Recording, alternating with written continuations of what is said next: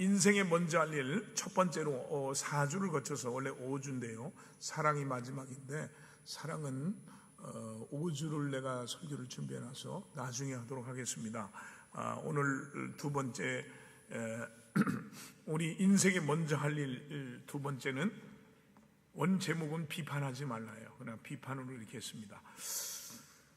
오늘 또 성령의 감동이 여러분에게 있기를 축원합니다. 20세기 가장 위대한 과학자 아인슈타인은 성공한 사람이 되려고 하지 말고 가치 있는 사람이 되려고 하라라고 말했습니다. 오늘 우리는 인생의 삶의 가치보다는 이 성공에 목숨을 걸고 있습니다. 이 가치라는 말은 고리타분한 사치성 언어가 되어버렸습니다. 인생을 살면서 누군가를 발로 밟고 상처를 주고 망하게 하고 죽여서라도 성공하면 된다는 이 성공병에 모두가 걸려 있습니다. 너도 나도 성공하려고 경쟁을 하다 보니까 남을 비판하고 판단하고 비난하게 됩니다. 비판하고 비판을 받는다는 것은 너무나도 슬프고 힘든 일입니다. 사람을 작고 초라하게 만듭니다. 우리가 사는 가정과 교회와 사회 공동체는 그리 쉽거나 만만하지 않습니다. 모든 것이 복잡하고 아무것도 예측한 대로 되질 않습니다.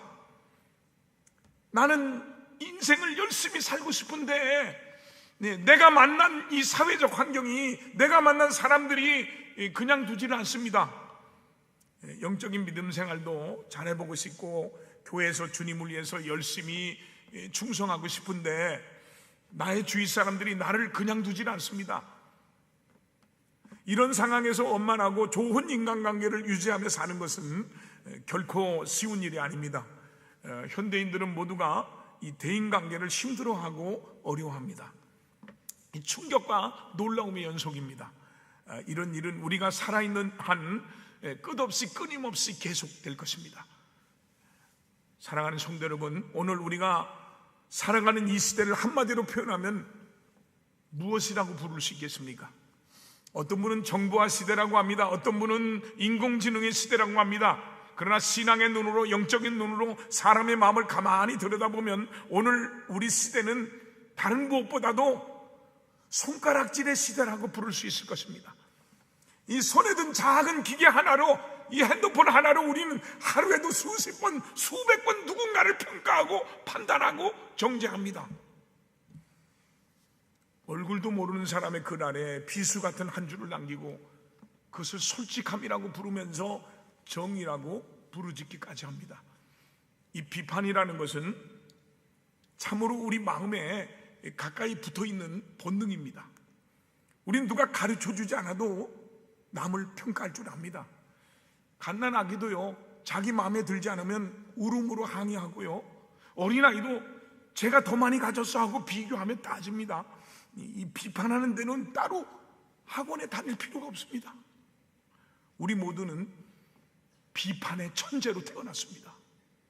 그러나 자기 자신을 정직하게 들여다보는 일에는 우리 모두가 한결같이 서툰 초보자입니다. 바로 여기에 인간의 깊은 비극이 있습니다. 오늘 우리가 함께 읽은 마태복음 7장 1절로 5절까지의 말씀은 산상수훈이라는 거대한 설교의 한복판에서 우리 주님께서 우리의 본능을 정면으로 다루시는 대목입니다. 이 산상수훈의 흐름을 잠깐 떠올려 보십시오. 바로 앞에 6장에서 주님은 은밀한 신앙을 가르치셨습니다. 구제도 은밀하게 하고 기도도 골방에서 은밀하게 하고 금식도 사람에게 보이지 않게 하라고 하셨습니다. 사람에게 보이려고 하는 신앙, 곧 외식을 책망하신 것입니다. 그리고 7장의 문을 여시면서 우리 주님은 그 외식이 가장 교묘하게 숨어있는 또 하나의 영역을 들춰내십니다. 바로 남을 판단하고 비판하는 일입니다. 그런데 우리는 여기서 한 가지 오해를 조심해야 됩니다. 이 비판하지 말라는 이 말씀을 마치 옳고 그름을 따지지 말거나 분별을 포기하라는 뜻으로 받아들여서는 안 됩니다. 만일 그렇다면 바로 몇 절 뒤인 6절에서 거룩한 것을 개에게 주지 말라고 하시면서 분별을 명하셨고요, 15절에서 거짓 선자를 삼가라고 하셨고요, 열매로 그들을 판단하라 하신 주님의 말씀과 정면으로 충돌하게 됩니다. 종교개혁자 칼빈은 이 본문을 주석하면서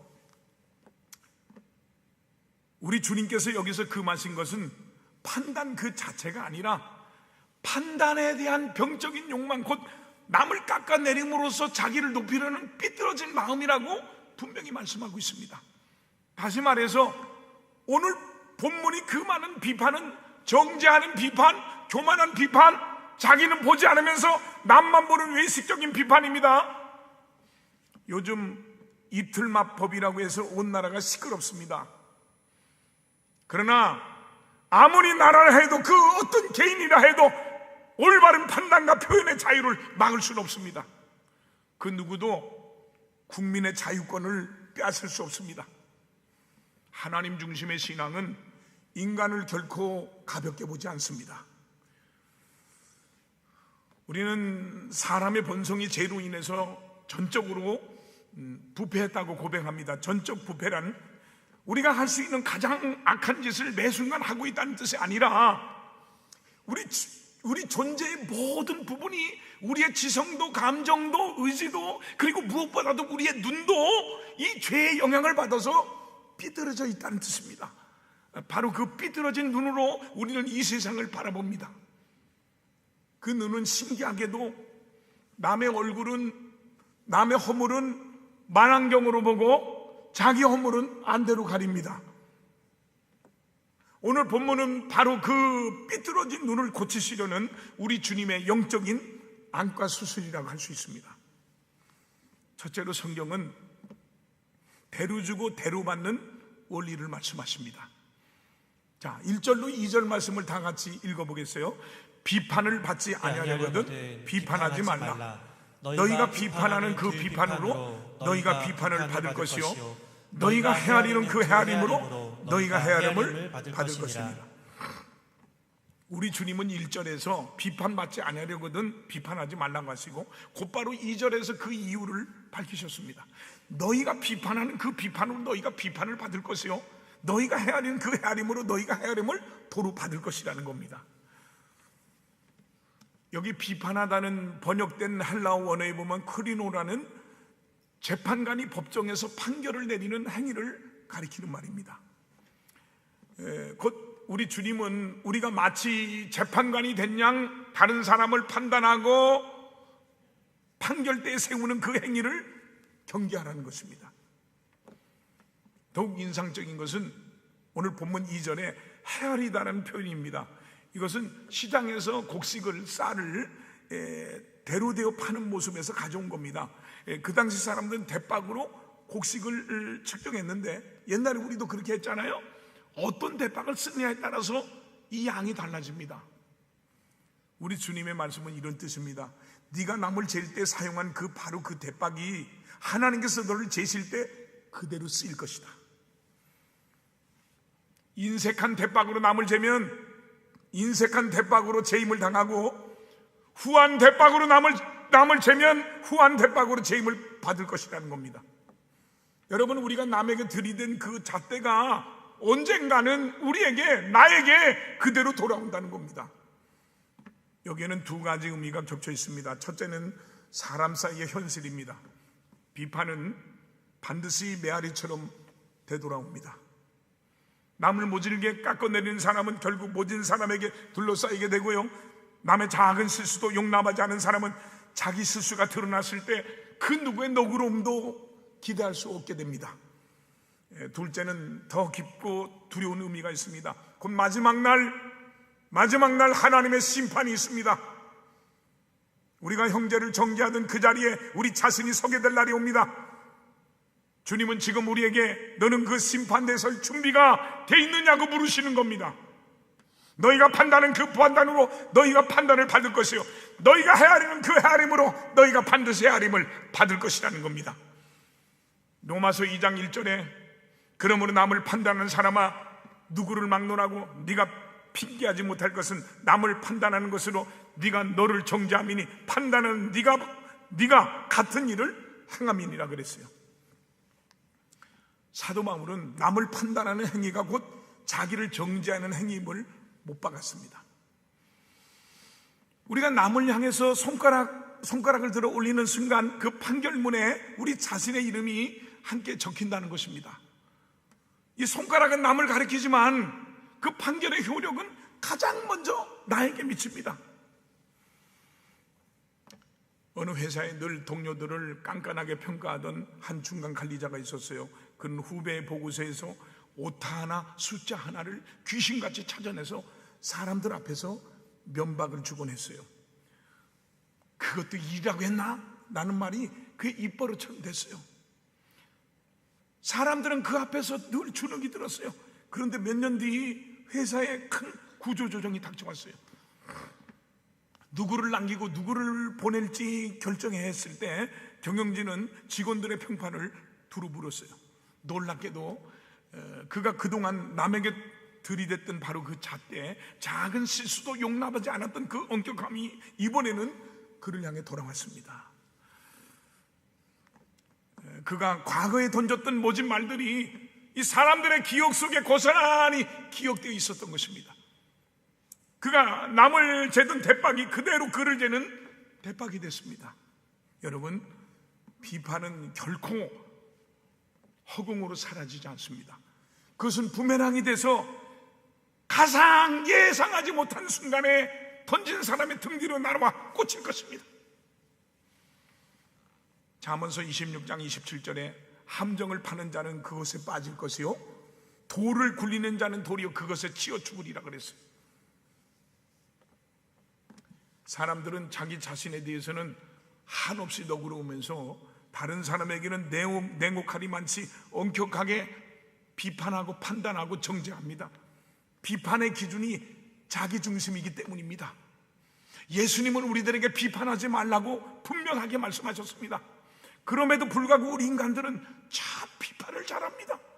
헐뜯기를 좋아하는 성향이 있습니다. 세상 사람만 그런 게 아닙니다. 교회를 다니면서 예수를 믿으면서도 다른 사람들을 비판하기를, 판단하기를 잘하는 게 사실입니다. 내 인생에 아무 도움이 되지 않는 비판을 모여서 쏘곤쏘곤 합니다. 여러분, 말의 아픔을 여러분들이 경험해 보았다면 다른 사람에게 이 말의 아픔을 줘서는 안 되지 않겠습니까? 내가 말 때문에, 그 말 때문에 괴로워해봤다면 다른 사람에게 말의 괴로움을 줘서는 안 되지 않겠습니까? 내가 당해봤으니 너도 당해봐야 한다면 되겠습니까? 야고보서 1장 26절에 보면 누구든지 스스로 경건하다 생각하며 누구든지 예수를 잘 믿는다고 생각하며 자기 혀를 재갈에 물리지 아니하고 자기 마음을 속이면 이 사람의 경건은 믿음은 헛된 것이라는 겁니다. 자기는 열심히 잘 믿는다고 생각하지만, 예수를 잘 믿는다고 생각하지만 혓바닥을 함부로 놀리는 사람은 경건에 이르려면 아직도 멀었다는 겁니다. 자기 혀에 재갈을 물릴 줄 알아야 됩니다. 함부로 혀가 돌아가지 않도록 단단히 붙들어 매야 됩니다. 그럼에도 불구하고 우리가 이웃과 성도들을 비판한다면 우리 주님의 말씀에 불순종하고 하나님의 뜻을 거역하는 죄가 되고 마는 것입니다. 왜 우리 예수님께서 비판하지 말라고 말씀하셨습니까? 우리가 하는 비판으로 인해서 바로 우리 자신이 비판을 받기 때문입니다. 비판받지 아니하려거든 비판하지 말라. 너희가 비판하는 그 비판으로 너희가 비판을 받을 것이요 너희가 헤아리는 그 헤아림으로 너희가 도로 헤아림을 받을 것이라 그랬어요. 우리가 다른 사람을 비판하게 되면 절대로 우리 양심이 마음을 편하게 두지 않습니다. 여러분이 잘 아는 세계적인 유명한 화가였던 레오나르도 다빈치가 최후의 만찬을 그릴 때였어요. 하루는 옆집 친구와 대판 싸웠어요. 마음이 풀리질 않았어요. 분을 누를 길이 없어서 화풀이를 하기 위해서 옆집 친구의 얼굴을 가려내다 얼굴에다가 그려놓았어요. 그리고 그 다음에 예수님의 얼굴을 그리게 됐어요. 그런데 아무리 예수님의 얼굴을 그리려고 해도 이 예수님의 얼굴을 제대로 그릴 수가 없었어요. 그렸다가 지우고 또 그렸다가 지우고 아무리 해도 예수님의 얼굴이 그려지질 않았어요. 레오나르도 다빈치는 기도하며 깊은 반성을 하며 뒤돌아봤어요. 왜 내가 예수님의 얼굴을 제대로 그릴 수가 없을까? 깨달음이 왔습니다. 다른 사람을 미워하고 정죄하고 다른 사람에 대한 분노의 감정을 가지고 있으면서 어떻게 내가 예수님의 얼굴을 그릴 수 있단 말인가? 그래서 이웃집 친구를 찾아갔어요. 용서를 구하고 화해를 했습니다. 그렇게 하고 나니까 이 마음이 평안해졌어요. 그제서야 예수님의 얼굴을 제대로 그릴 수가 있었다고 합니다. 여러분, 우리가 다른 사람을 정죄하고 비판하고 남을 헐뜯으면 마음에 평안이 없습니다. 마음에 기쁨이 없습니다. 우리 마음속에 예수님의 얼굴을 제대로 그릴 수가 없습니다. 우리가 다른 사람을 비난하게 될 때 늘 양심이 나를 공격한다는 사실을 기억해야 됩니다. 사람이 무엇으로 심든지 그대로 거두리라고 말씀하셨습니다. 심는 대로 거둔다는 말은 좋은 것을 심으면 좋은 것을 거두고 나쁜 것을 심으면 심었어도 이것은 안 나야 되는데 나쁜 것도 어김없이 난다, 그 말입니다. 조금 먹으면 날씬하고 많이 먹어도 날씬해야 되는데 많이 먹으면 어김없이 살이 찌게 됩니다. 제 몸무게가 80이 넘어가지고 다이어트를 하고 참고 빼가지고 79kg 되니까 얼마나 기분이 좋은지. 우리 집사람이 구박을 핍박을 해가지고, 근데 밤중에 배가 고파서요 몰래 과자를 몇 개 먹었더니 다음날 재봤더니 1kg나 쪘어요.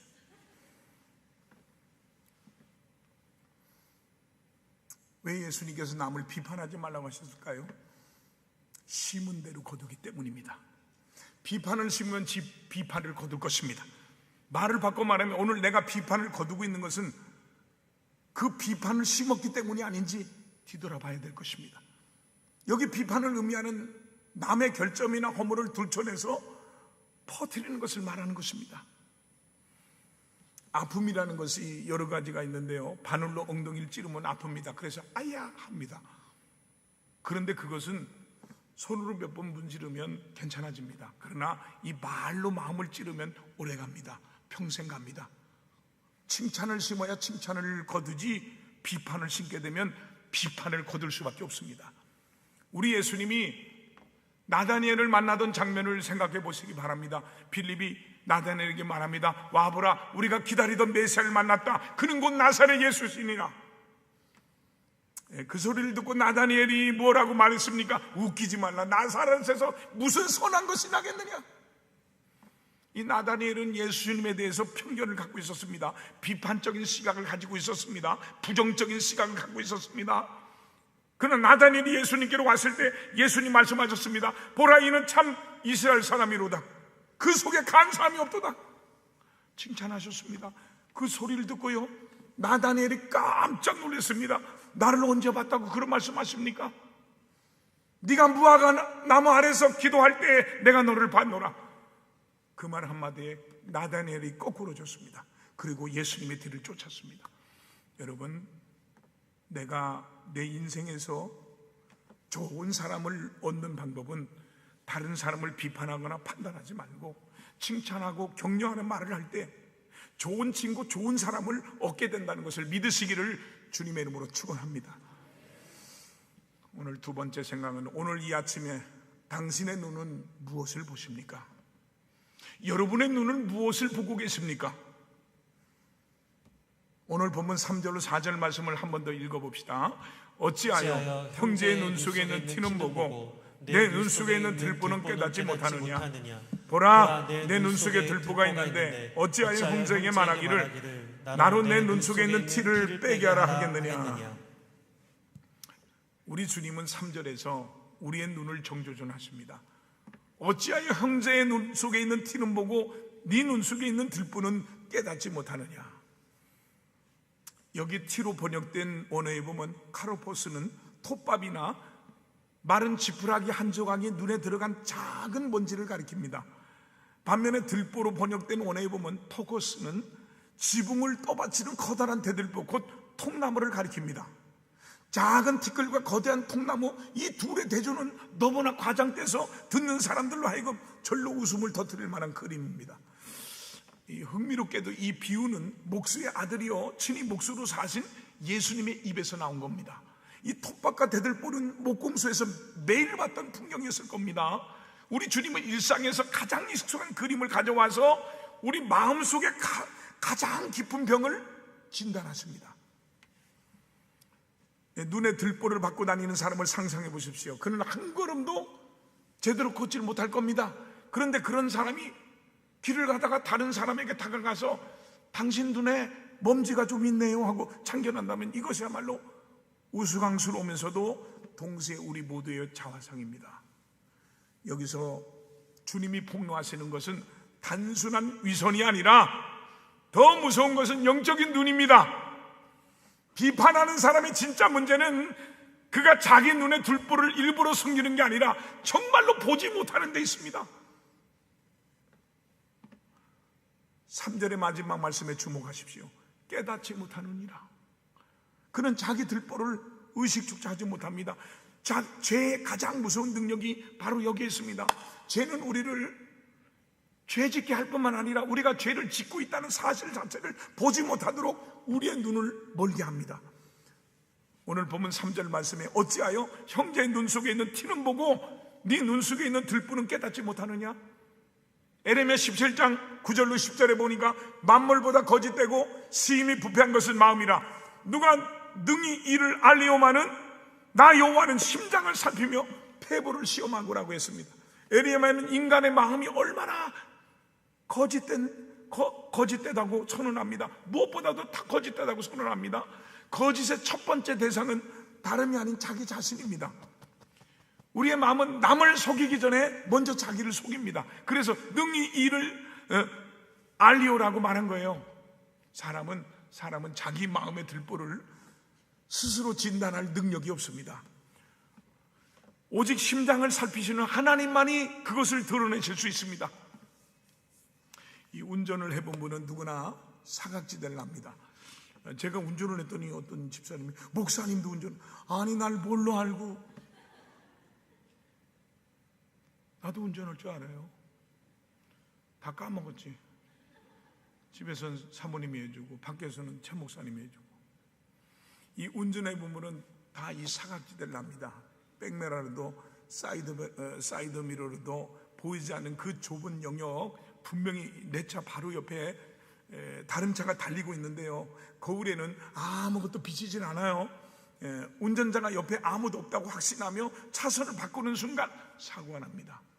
오늘도 오면서 보니까 사고가 났더라고요. 문제는 우리 영혼도 사각지대가 있습니다.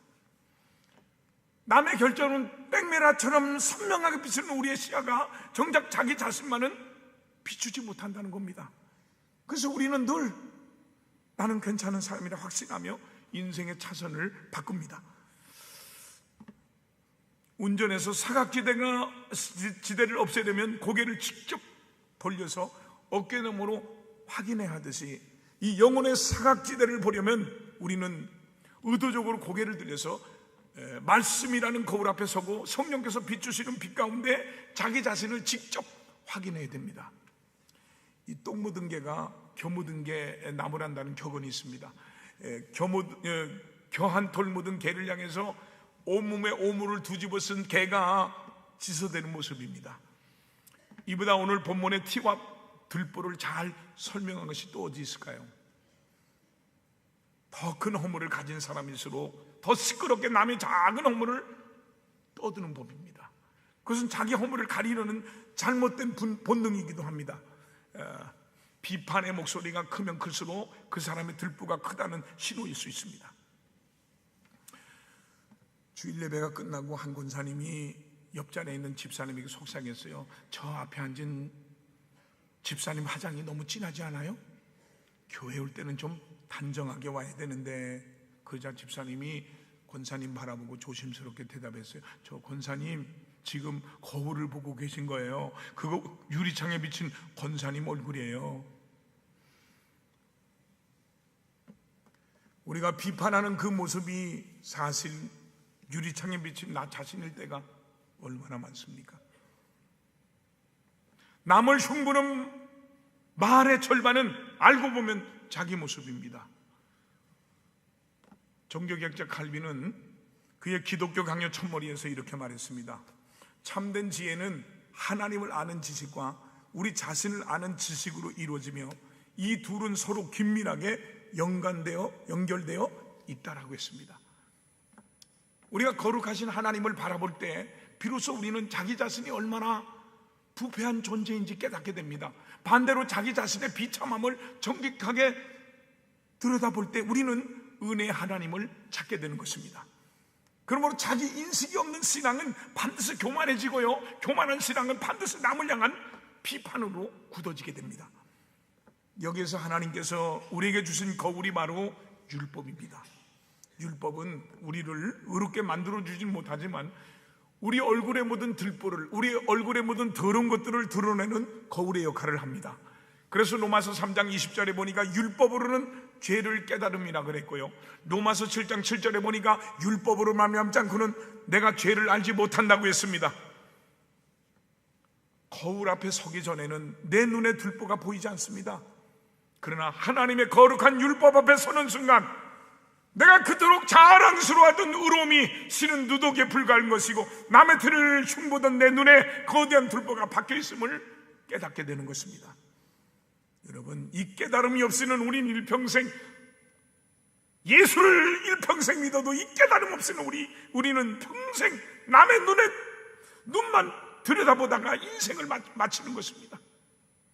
그러므로 성도는 매일 두 얼굴인 거룩하신 하나님과 그분의 말씀 앞에 서서 먼저 자기를 비춰보는 지혜로운 성도가 되어야 됩니다. 여러분, 함부로 남을 비판하는 죄를 짓지 맙시다. 좋은 말, 칭찬하는 말만 전달하는 사람이 되도록 힘씁시다.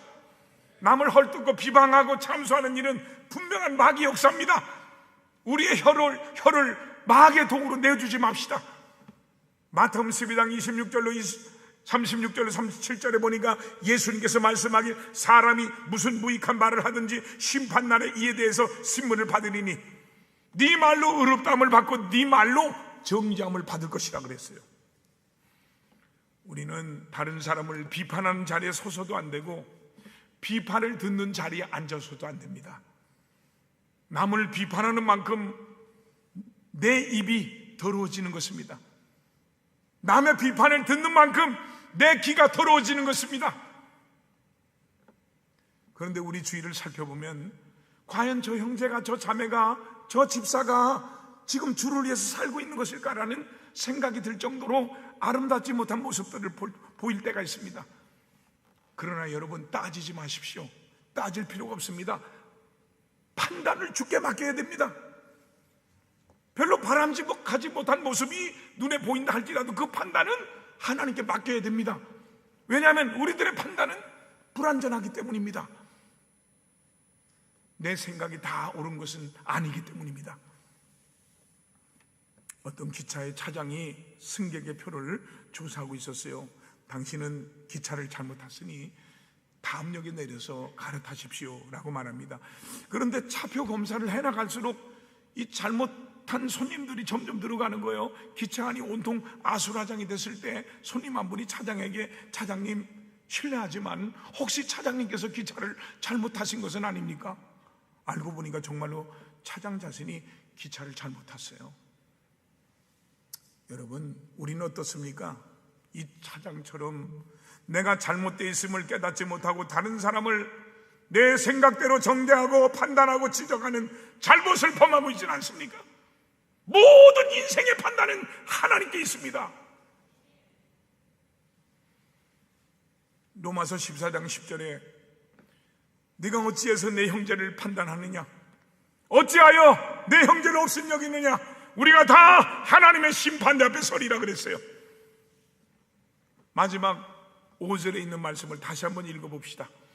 외식하는 자여, 먼저 내 눈 속에서 들보를 빼어라. 그 후에야 밝히 보고 형제의 눈 속에서 티를 빼리라. 참, 목회하면요 골 때리는 사람 많습니다. 교회 커면요 더 많아. 상상을 초월합니다. 어떤 성도 한 분이 목사님을 찾아와서 목사님, 저는요 은사가 꼭 하나밖에 없어서 쓰임받는 인생을 살아갈 수가 없을 것 같습니다 라고 말하더래요.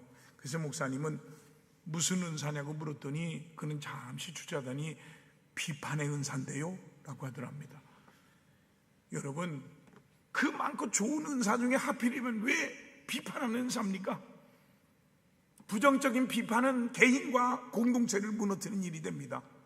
내가 의도했던 안 했던 이런 비판은 하나님이 아닌 사탄에게서 온 겁니다. 성경은 이런 비판을 상경해야 한다고 가르칩니다. 그리고 이런 비판 때문에 우리의 마음이 흔들리지 말아야 됩니다. 사탄은 바로 이런 부정적인 비판으로 하나님의 사람들과 하나님의 사역을 망가뜨리고 파괴하려고 합니다. 깃털은 같은 것끼리 모인다는 속담이 있습니다. 참새는 참새끼리만 다닙니다. 하늘나는 기러기가 수십 마리가 날아가는데 V자형으로 기러기끼리 날아가지 독수리가 야!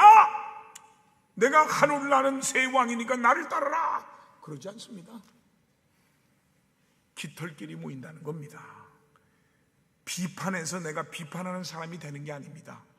비판이 내 속에 있기에 내가 비판하는 사람이 되는 겁니다. 이 말은 내가 나쁜 짓을 했기 때문에 나쁜 사람이 아니라 내가 나쁜 사람이기에 나쁜 짓을 하는 거예요. 다시 바꿔 말하면 내가 죄를 졌기 때문에 죄인이 아니라 내가 죄인이기 때문에 내가 죄를 짓는 것이다, 그 말입니다. 그렇기 때문에 이것을 비판의 문제가 아니라 사람의 문제라는 것을 알아야 돼요.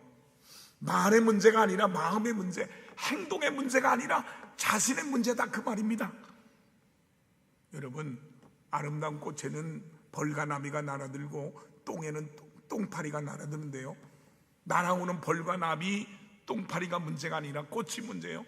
똥이 문제라는 사실입니다. 내가 꽃이 있고 향기가 있으면 아무리 똥파리로 오라고 해도요, 벌과 나비만 날아오고요, 내가 똥이 있으면 아무리 벌과 나비를 원해도요, 똥파리만 날아오는 겁니다. 사람들은 대개 이것을 깨닫지 못하고 자꾸 벌만 탓합니다.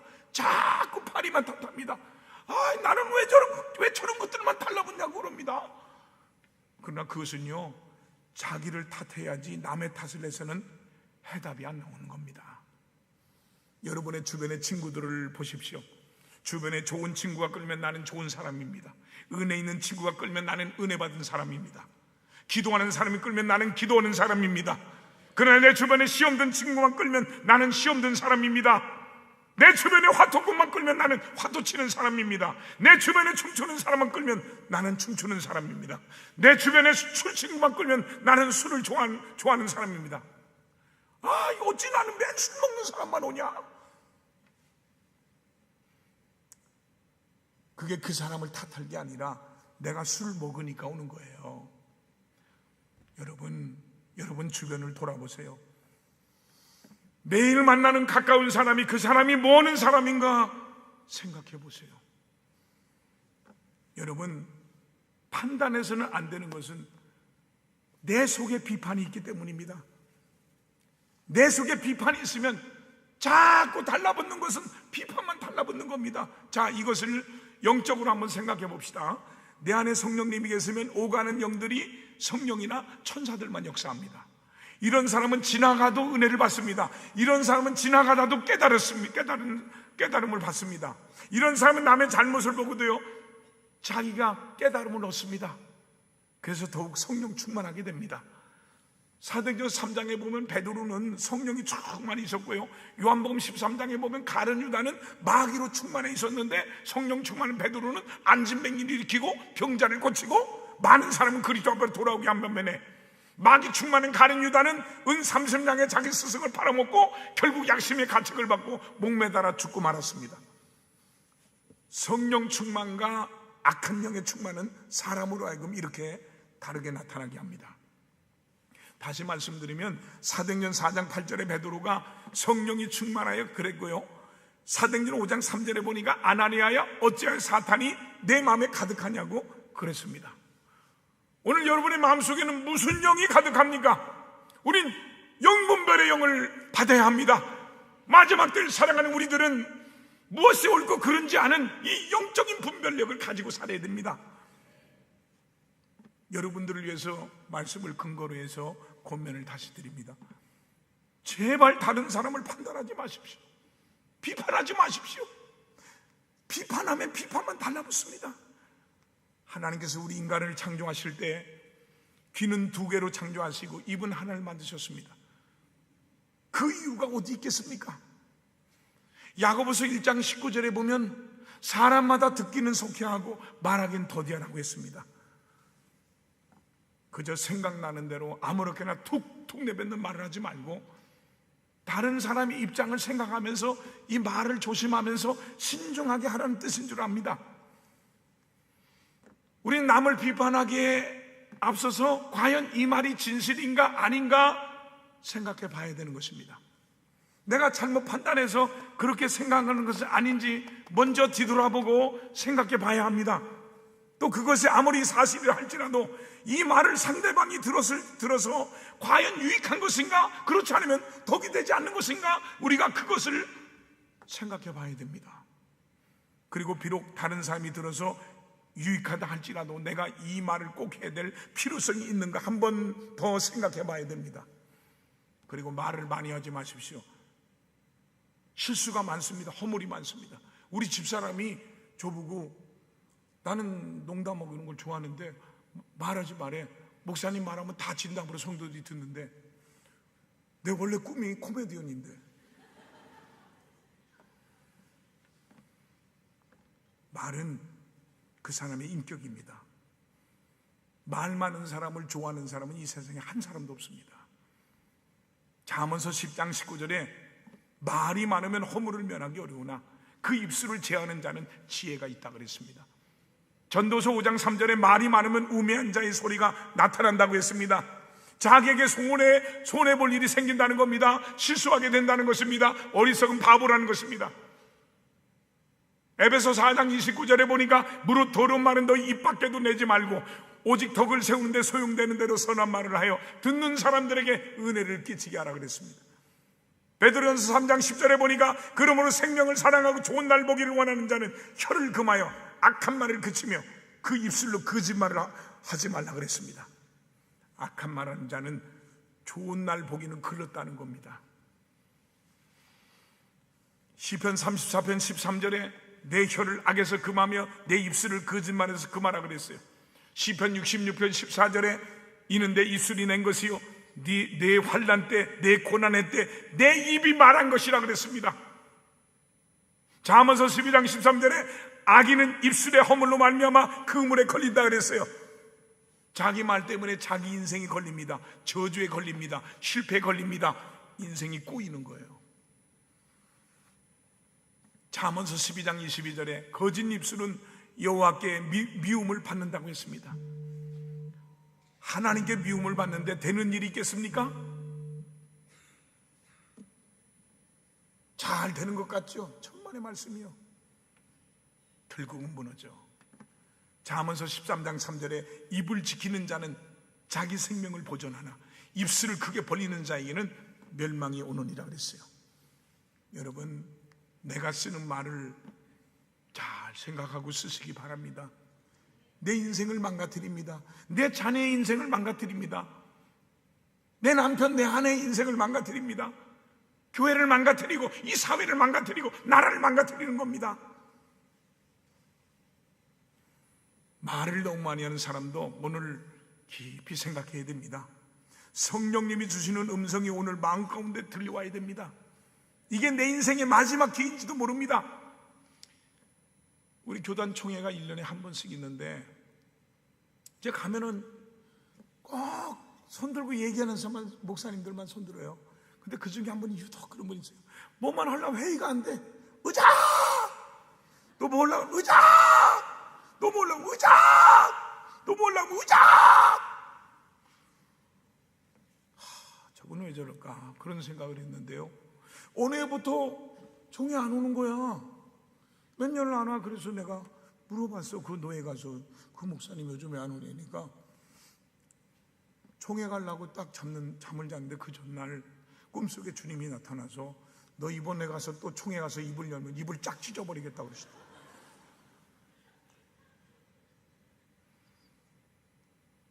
이런 것들을 생각하고 나서 그 다음에 자신이 있으면 다른 사람에게 해도 괜찮을 것입니다. 비판하지 말라. 우리가 비판할 때 하나님의 심판을 받게 된다는 사실을 생각하면 감히 함부로 입을 열어서 다른 사람을 판단하고 비판할 수 없을 것입니다. 우리가 주님 앞에 설 때 부끄러움을 당하지 않으려면 우리의 마음을 넓게 하시고 우리의 입술을 조심해야 됩니다. 그리고 비록 다른 사람의 잘못이 있을지라도 그것을 덮어주고 감싸줄 줄 아는 은혜로운 우리가 되어야 됩니다. 다른 사람을 비판하지 맙시다.